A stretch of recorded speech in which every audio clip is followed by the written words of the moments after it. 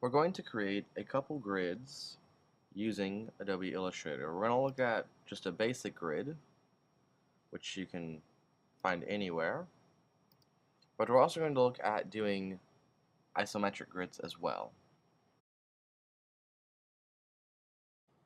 Oftentimes when it comes to artwork, we often draw things in a perspective type of projection where things get smaller as they go further away. However, if you're trying to do something related more to engineering or architecture, something like that, then you don't want that. You want something like isometric or oblique or something like that. And these sorts of grids, an isometric grid, can come in handy for some of those types of projections. We're just going to do a new file. And sure, let's go with letter. Doesn't really matter the size that you choose.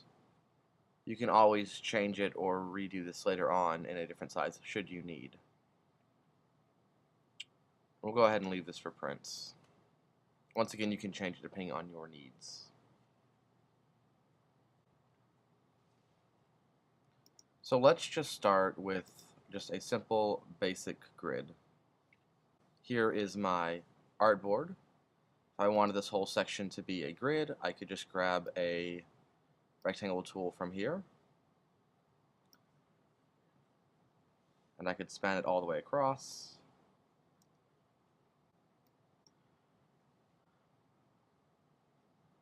I frequently forget where the next tool is, so if I go into the help here, I can actually search for it. So I'm looking for split into grid, which is under path, so we can see it there.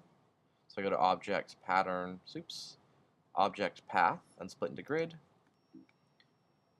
Then I can start divide this into a grid, and I can decide how many I want. Now right now I can't tell what I'm doing because I don't have preview on. So if I hit preview, you can all of a sudden see this.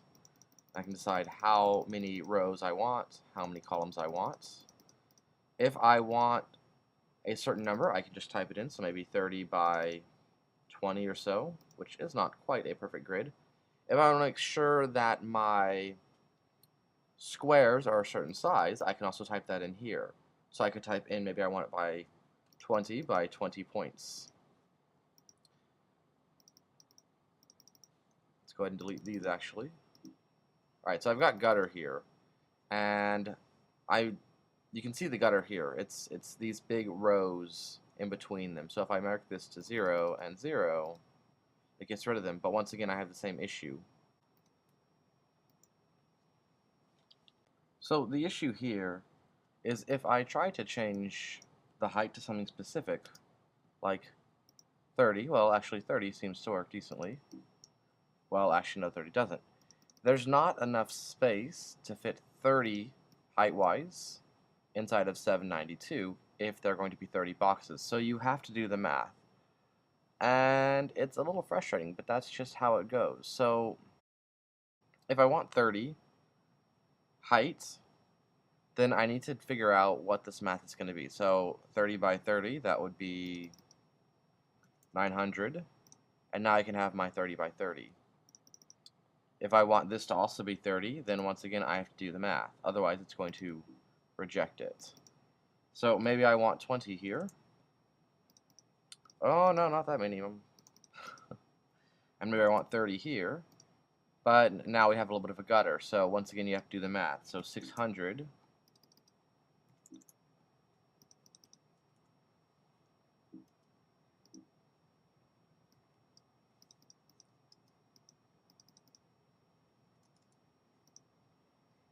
So 600. It takes a little getting used to. Now, issue, my canvas size does not match the size of my grid. So I might decide to make it a little bit bigger to add in one extra in there and then just chop it off. So right now this is putting everything into points, and that is the default, but I can change that if I want. So if I want to do inches or millimeters or something, I can put that in and it will change it, assuming that it can actually handle the value you're putting in, and it will convert it automatically into points. Don't freak out, it converted it, it's fine. Now granted, 1 millimeter is a little bit small, but I just knew it wouldn't freak out, so you get the idea. So we're looking at maybe 15 millimeters or so, and that gets it probably pretty close, maybe 12 millimeters. 10 millimeters? Yeah, okay. So, right. Let's go ahead and put this back into 30 just to make it easy for now. Now if I press OK right now, that's fine, but all of these are individual boxes. And so it's not really a grid, so to speak, it's just a whole bunch of white squares that are in the shape of a grid, and maybe that's not what I want. So let's try this again. So we'll just draw ourselves a square. And if we want it to be an exact size, we know that these alignments down here aren't going to necessarily matter. So I just want to make sure that it's aligned properly with the top and the left.